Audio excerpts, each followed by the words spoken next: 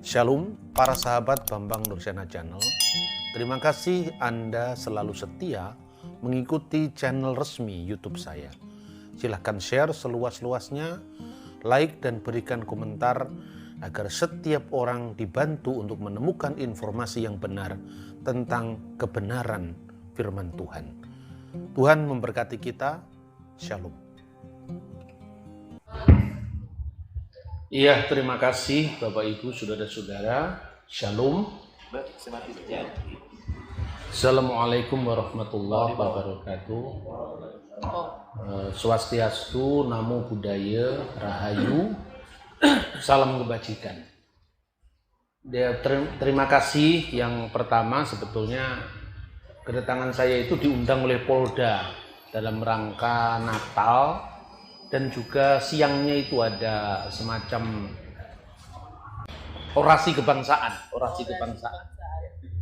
Kebetulan saya yang menyampaikan dan juga Pak Kapolda sendiri yang menyampaikan.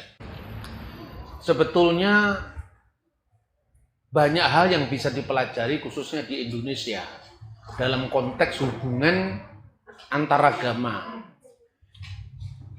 Saya dulu pada masa Gus Dur, saya pernah menulis satu buku yang temanya kebangsaan, judulnya adalah Religi dan Religiositas Bung Karno. Buku itu diterbitkan dan pernah dulu pada zamannya Pak Kapolda itu Pak Eratdo Tulong. Itu kita ada satu seminar bedah buku itu, waktu itu di Manado, dan salah satu tempat di mana buku itu menjadi rujukan dalam hubungan antar pihak yang berbeda, dan itu dicontohkan oleh sang proklamator dan founding fathers kita, di mana Bung Karno itu seorang muslim tapi mengakrabi semua tradisi keagamaan. Kenapa bukan kita belajar dari kelapangan dada para founding fathers kita, ya, seperti khususnya Bung Karno, Mbah Hasyim Asy'ari, pimpinan NU, kemudian sang pencerah Haji Ahmad Dahlan. Itu kan produk-produk zaman yang memiliki visi jauh ke depan. Nah, saya kira itu, dan apa yang saya amati ya, ketika kita kemudian berada di luar Indonesia, itu saya kira perbedaan yang mungkin di sini itu seolah-olah menjadi semacam jarak yang mungkin di mata orang banyak itu menjadi riskan untuk disampaikan. Justru saya kira di negara orang di mana kita ini sama-sama asing, itu menjadi tidak asing lagi. Saya pernah ceritakan satu pengalaman dan sering kali itu. Dulu ketika saya masih belajar di Mesir, itu teman-teman kami dari kalangan Muslim, dari kalangan baik itu teman-teman NU maupun yang non-NU, itu kan kita sama-sama mahasiswa ya. Jadi tempe itu begitu penting bagi kami karena harganya tempe itu lebih mahal daripada harganya daging sapi 1 kilo. Jadi itu menjadi sangat penting. Jadi di situ yang namanya persoalan perbedaan itu tidak menjadi masalah lagi. Saya kalau membawa rombongan ziarah dari Israel, kemudian tentu kadang-kadang keluarnya dari Mesir ya, dari Sinai kemudian masuk Mesir, itu hanya 2 minggu saja perutnya orang Indonesia itu kan sudah rindu dengan tanah air. Lalu saya bikin kejutan sama mereka, dan yang saya hubungi adik-adik saya di Al-Azhar, saya katakan nanti kamu antar tempe. Jadi dia bikin tempe khusus ya. Itu bagi mereka juga barokah, karena apa? Laku keras kan? Karena mereka yang bisa bikin tempe itu. Lalu di bus itu waktu kita jalan ke Kairo, bikin kejutan, itu wajahnya berseri-seri. Karena hanya 2 minggu tidak makan tempe. Lalu saya bilang, lah saya lebih dari 3 tahun nggak makan tempe, bagaimana ya? Jadi hal-hal yang seperti ini kan mungkin tidak pernah itu ya kita ungkap ya, hal-hal keseharian yang saya kira sangat sederhana. Kemudian di Mesir itu ada satu perpustakaan besar, itu di bawah Ordo Dominican Library. Itu teman-teman Muslim yang mengambil studi doktoral di Al-Azhar itu sangat kenal perpustakaan itu. Karena apa? Itu perpustakaan paling lengkap yang menyimpan koleksi hubungan Islam Kristen dari abad ke-9 Masehi. Termasuk saya kira ada Yudaisme juga, karena di Mesir itu di Kairo, kota lama Kairo itu dulu ada sinagog. Sekarang memang masih ada sinagog, tetapi umatnya gara-gara perang tahun 73 itu kemudian pada meninggalkan Mesir. Jadi kadang-kadang hubungan politik yang agendanya macam-macam itu mengalahkan kemanusiaan. Kan apa salahnya orang Yahudi di Mesir? Mereka tinggal di situ jauh sebelum konflik itu, karena abad ke-9 zamannya dinasti Fatimiyah itu bahkan ada orang Yahudi yang menjadi perdana menteri di Mesir itu. Tapi gara-gara perang politik tahun 73 itu ya kebanyakan terusir dari Mesir. Karena apa? Massa itu kan matanya gelap kalau sudah situasi konflik, dan ini yang saya kira harus kita cegah supaya tidak terjadi di Indonesia. Tetapi sekalipun demikian, hubungan saya dengan teman-teman yang wajahnya dirunai oleh keberagaman itu masih saya pertahankan. Termasuk ketika kita jadi orang asing tadi. Saya waktu mencari buku di Dominikan itu, karena banyak mahasiswa yang nakal, kadang-kadang buku itu tidak dikembalikan gitu ya. Jadi setiap hari kami cuma boleh memfotokopi 3 halaman. Saya pikir saya bisa, kalau buku 300 halaman berapa hari saya harus gendon di perpustakaan ini. Lalu kami kenal direkturnya namanya Abu Narini. Jadi saya sampaikan bahwa di Indonesia itu penting hubungan antar Islam dan Kristen. Nah, dia mulai tertarik kan, karena dipikir kalau mereka orang Arab tentu lebih tahu ketimbang kami orang Indonesia itu. Lalu saya ceritakan, di Indonesia itu kami punya seorang ahli tafsir di masa klasik abad 19. Siapa namanya? Syekh Nawawi Al-Bantani. Dia kaget-kaget karena ternyata dia tidak paham bahwa orang Indonesia itu ada yang nulis tafsir itu kakeknya Ma'ruf Amin, yaitu Syekh Nawawi Al-Bantani. Tafsirnya Maroh Labid Tafsir An-Nawawi. Kaget-kaget dia. Memang ada itu katanya. Saya lebih tahu dari dia. Saya bilang, itu buku pernah diterbitkan penerbit Katolik di Bulak tahun 1890-an. Dia hidup tahun berapa? Saya cerita. Nah, karena saya cerita, saya bilang, nanti libur saya mau pulang ke Indonesia. Kamu bisa belikan itu tafsir Nawawi. Oh, bisa. Harganya murah sekali kalau di Indonesia kan yang terbitan Surabaya itu. Tapi saya bilang, tapi tolong ini buku-buku yang saya baca ini bisa saya fotokopikan nanti beres. Jadi saya pulang beli tafsir An-Nawawi di toko kitab itu di Ampel.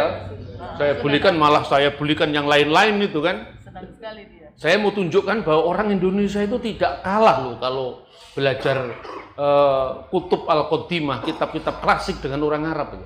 Dari itu hubungan kami sangat baik. Nah, ketika adik-adik Al-Azhar itu mencari buku, kemudian saya sampaikan, Mas kok sampai dapat ini? Wah, kamu tidak ngerti ini. Ini yang dinamakan gelembuk mantaram. Gelembuk mantaram itu cara orang Jawa kalau berkomunikasi. Muter-muter dulu ya. Ketika sudah keasikan, kita minta apa-apa. Itu hal-hal yang seperti itu. Jadi artinya pada saat saya menyampaikan itu saya tidak ada hanya sekedar lip service, enggak. Saya memang membanggakan bahwa ada tokoh Indonesia yang di abad 19 dia sudah go internasional, menulis kitab tafsir yang dikagumi oleh dunia Arab. Itu yang saya sampaikan.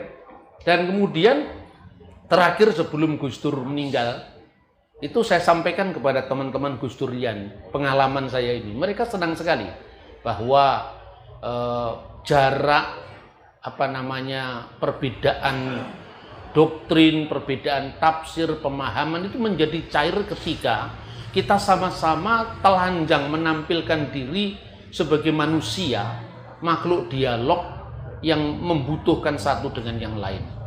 Maka bagi saya, hubungan antar agama di Indonesia itu harus dibangun di atas dasar keinsafan batin. Bahwa kita ini sesama makhluk Tuhan itu harus saling menyapa. Bukan sekedar saling menyapa sebetulnya. Bukan sekedar koeksisten, istilahnya Profesor Wisnu Adiwahono almarhum. Koeksisten itu saling ada tanpa saling mengganggu, tetapi juga proeksisten. Artinya apa? Saling memberi. Ya tentu kalau saling memberi itu kan dalam konteks sharing of religious experience, itu sangat penting. Saya memberikan banyak catatan, misalnya tradisi toleransi itu minimum kalau kita baca di tanah air kita itu sudah sangat maju, jauh sebelum dunia barat itu mengembangkan apa yang disebut multikulturalisme. Sebetulnya kita ini sudah memiliki tradisi toleransi yang luar biasa. Abad ke-8 atau abad ke-7 itu ketika Hindu masuk ke Indonesia, Buddha masuk ke Indonesia, itu jauh sebelum masuknya Islam dan Kristen. Itu sebetulnya ada kearifan lokal yang menyambut setiap pendatang dengan suasana harmoni dan dialogis. Misalnya saya contohkan, naskah Sunda kuno itu judulnya adalah Siska Kanda Ingkarsian. Nah, buku ini menceritakan ketika Hindu datang, Buddha datang itu disambut. Diberi salam marahan. Salamnya untuk Hindu itu adalah Ongkara Nama Siwa. Terpujilah nama Siwa. Dan salamnya untuk Buddha adalah, itu dalam bahasa Sunda kuno, sembah ing hulun di Sang Panca Tathagata. Jadi artinya hormat kepada Sang Panca Tathagata. Dan itu disampaikan setara dalam naskah Sunda itu. Dan kedua, ada hubungan hierarki yang harus ditaati masing-masing agama. Dan itu menarik hubungannya. Mangku bumi bakti diratu. Ini bahasa Sunda kuno. Ibarat seperti seorang mahapatih, loyal kepada raja. Bakti di ratu, ratu bakti di dewata. Ratu berbakti kepada Sang Ista Dewata. Satu-satunya Tuhan, satu-satunya dewa. Dewata bakti di yang, tapi dewata berbakti kepada yang, prinsip ketuhanan. Itu sudah abad ke-7. Artinya bahwa di balik teologi kita masing-masing agama ini, sebagai makhluk sosial, ketika seorang beragama mengatakan saya paling benar, orang lain juga mengatakan saya paling benar. Klaim-klaim kebenaran ini harus dikelola secara bersama-sama dengan satu asas yang lebih tinggi, yaitu prinsip ketuhanan universal yang mengatasi agama-agama atau yang mengatasi teologi agama yang berbeda-beda. Jadi bagi di India kan yang namanya dewata itu yang paling tinggi bagi orang Hindu misalnya. Tetapi di Sunda, di atas keyakinanmu bahwa dewata itu yang tertinggi, ada prinsip namanya yang. Yang itulah yang menjadi bahasa Indonesia sembahyang, menyembah kepada Tuhan. Prinsip ini terus dibawa sampai di zaman Majapahit. Artinya pada saat negara nasional kedua yang dikenal dengan Tanhana Dharma Mangkuwa. Sebetulnya ungkapan itu tidak ada kebenaran yang mendua. Kebenaran itu hanya satu. Dirayakan dengan cara dan jalan apapun, ya ternyata Tuhan yang menciptakan kita, yang menciptakan Hindu, Buddha, Kristen, Yahudi, itu kan Tuhan yang satu. Kita berbeda dalam pemahaman, tapi pemahaman yang berbeda itu tidak membuat Tuhan bergeser karena pemahaman kita. Katanya Bung Karno, begrip van hat, itu bisa berbeda-beda. Tetapi yang namanya Tuhan itu satu. Konsep kita berbeda-beda pun Tuhan juga tidak berubah karena konsep kita.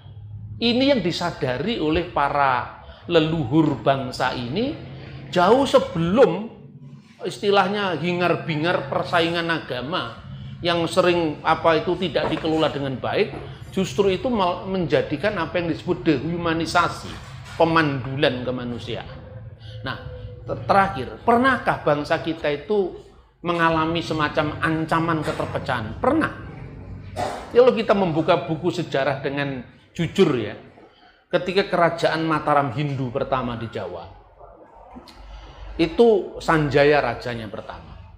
Raja kedua itu pindah agama. Nah, makanya kita mesti sensitif dengan gaya-gaya pindah agama itu, jangan dijadikan tema di ruang publik, ini membahayakan sekali. Gara-gara pindah agama Rakai Panangkaran raja kedua, itu goyang yang namanya sendi-sendi kerajaan Mataram kuno. Dibutuhkan 4 generasi lagi atau 4 urutan raja lagi, sampai kemudian mereka membangun monumen Borobudur untuk agama Buddha dan Prambanan untuk agama Hindu. Itu gara-gara apa? Yang namanya Rakai Pikatan yang Hindu, karena pada saat Rakai Panangkaran agama Buddha menjadi agama resmi, Hindu kan agak tersisih. Nah, kemudian ketika muncul Rakai Pikatan beragama Hindu, menikahlah dia dengan putri yang membangun Borobudur Semaratungga. Namanya adalah Pramodawardhani yang beragama Buddha. Borobudur selesai dibuat, yang meresmikan putrinya, yang adalah istrinya Rakai Pikatan. Tetapi suaminya membangun Candi Prambanan. Dan itu menjadi monumen toleransi sampai hari ini. Saya bukan seorang Buddhis, tapi ketika Borobudur dijadikan pusat pertemuan teman-teman Buddhis yang datang dari seluruh dunia misalnya, siapa yang tidak bangga menjadi Indonesia? Kan begitu mestinya. Jadi dibalik perbedaan-perbedaan yang memang ada dan itu tidak mungkin kita hilangkan. Perbedaan itu kan sesuatu yang sifatnya kudrati. Tidak mungkin kita satukan semuanya. Tetapi ada nilai-nilai universal yang bisa dipegang bersama. Akhirnya perpecahan agama yang nyaris memisahkan kerajaan Mataram kuno itu selesai. Di zaman Majapahit, puncak prestasi keagungan kita sebagai bangsa yang menghormati perbedaan itu dikenal dengan Bhinneka Tunggal Ika Tanhana Dharma Mangkruwa, yang dicatat oleh seorang Rakawi atau pujangga kerajaan Majapahit yang bernama Empu Tantular. Dan saya bertanya, kenapa para founding fathers kita itu tidak mengutip Sriwijaya? Saya pernah sampaikan ke almarhum Pak Taufik Kemas, sorry Pak, karena Sriwijaya tidak meninggalkan dokumen tertulis. Kalau misalnya itu torang semua bersaudara sudah terekam dalam catatan sejarah, saya kira Pak Maramis akan sampaikan itu di sidang BPUPKI. Tetapi sayang, tradisi tertulis itu memang kayanya di Bali, Jawa, dan Sunda. Karena mungkin ketika di luar Jawa itu masih sangat egaliter, jadi masih sistem kerajaan kan tidak yang hierarkis itu kan lebih cair di sini. Masing-masing sebetulnya punya kelebihan.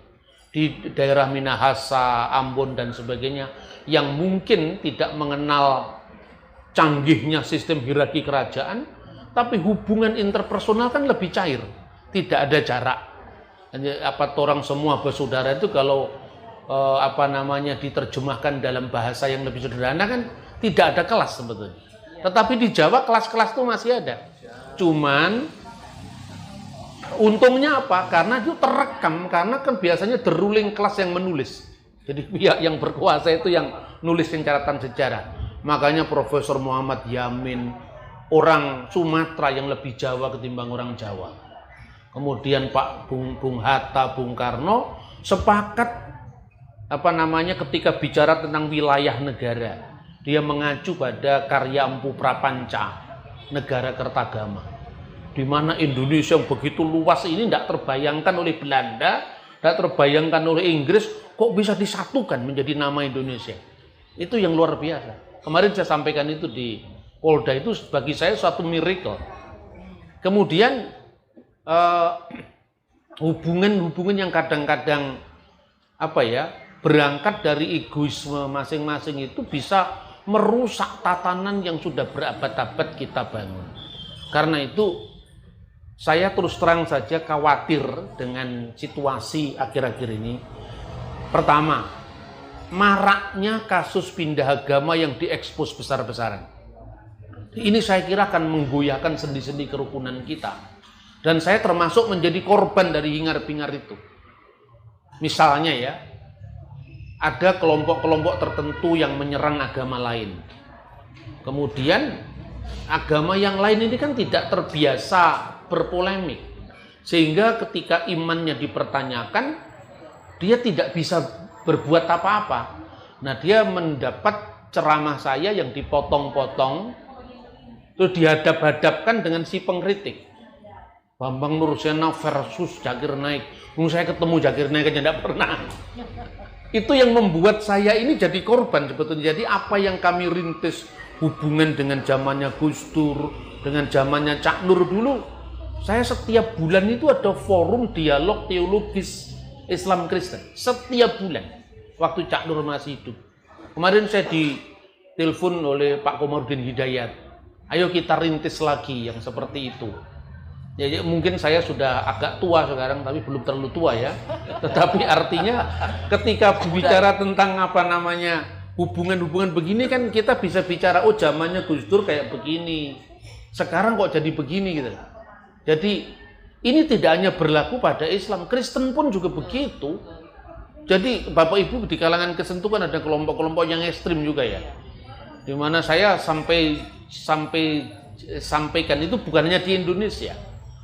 Kenapa misalnya ini bicara tentang Yudaisme ya, Rabbi Tovia Singer itu di mata orang Kristen kadang-kadang kok katanya keras. Itu kan karena reaksi. Di kalangan orang-orang Kristen, dan itu bukan orang Israel, kebanyakan orang-orang yang datang dari Barat ya, khususnya budaya Amerika yang instan misalnya.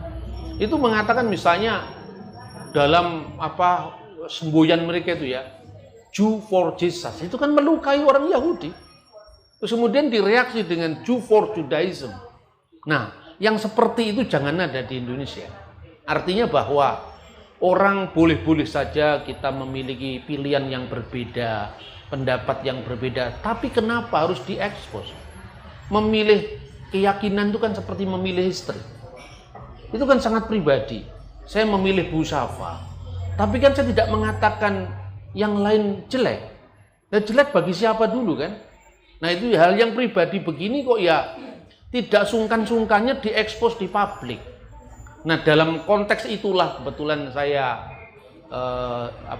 mau ketemu dengan beberapa teman dan difasilitasi oleh FKUB di Manado, dan saya bersyukur dan berterima kasih sehingga apa yang dulu sudah pernah kita rintis yang mengalami diskontinuitas karena ditinggal kemana-mana itu mungkin bisa tersambung kembali. Jadi harapan saya teman-teman di sini yang saya yakin bahwa di Manado itu paling lengkap ya. Di Jawa dulu di Surabaya ada Yahudi, tapi sekarang sudah tidak ada lagi karena sinagoganya sudah tidak ada. Tapi di Manado ini kalangan Islam, Kristen dengan berbagai macam aliran gerejanya, Katolik ya, kemudian juga Ortodok yang mungkin masih kecil, itu bisa bersama-sama. Dan juga aliran-aliran kecil seperti aliran kepercayaan terhadap Tuhan Yang Maha Esa dan sebagainya itu sebetulnya menarik dan menginspirasi kalau itu dijadikan model. Di Mesir cuma ada dua aliran besar agama, Kristen dan Islam. Jadi kalau presiden Mesir dari dulu sampai sekarang, dari zamannya Husni Mubarak, mengumumkan keputusan pemerintah misalnya itu didampingi oleh Syekh Al-Azhar dengan Patriark Sinuda. Jadi waktu itu yang menjadi patriarknya adalah Baba Sinuda As-Salis, dari Baba Sinuda ketiga. Selalu begitu. Dr. Milad Ana menulis buku yang berjudul Qabulul Aqar, menerima pihak lain demi terjalinnya dialog peradaban. Min ajli tawassul hiwar al-hadarat. Itu ditulis sebagai semacam bukti toleransi yang di Mesir itu sangat terbina dengan baik. Karena itu dia dalam salah satu teksnya itu mengatakan ada 7 pilar kepribadian Mesir. Sab'ah al-amidah lisaksiyatil masriyah. Jadi itu apa? Budaya Mesir pra agama-agama dunia.